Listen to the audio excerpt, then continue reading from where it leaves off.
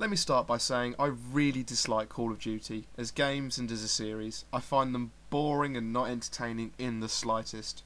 Right, that's my bias out of the way. Let me explain why the games industry needs a Call of Duty or something like it on the market. I'm not going to say it's bad because I dislike it. That would be something Kotaku would do, and I'm nowhere near that stupid yet. So until I am, here's something for us to consider.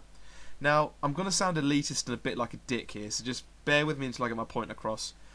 Those among us who actually enjoy video games as a medium and don't just play an hour of Skyrim and make status updates or tweets and say, "Oh my god, I'm playing Skyrim, I'm such a nerd, lol, Fusdo Ra."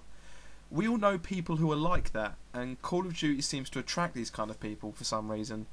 Now, the point I want to make is, without Call of Duty, these same annoying people that make the rest of us look bad, gamers, which is, as a word, has lost all bloody meaning these days, these people would just end up playing games that we enjoy and end up being the mass audience for it because they outnumber us. I mean, remember when Portal first came out and every annoying guy or girl on Facebook or Twitter was constantly going on about how the cake is a lie and all that shit. Every single possible meme reference that could be taken from that game was taken and completely used to death until it just wasn't funny anymore. Well, unlucky for us, there's more people like that than people like us that don't feel the need to make themselves look stupid or quote something constantly, in place of actual humour or conversation. So, surprise, surprise, Portal 2 was dumbed down a lot. I mean, Portal 1 wasn't even that difficult, but Portal 2's difficulty was just casual beyond belief. With that in mind, just back to my original point, if Call of Duty had never been made, then what happens to the casual mass that plays the series and little else?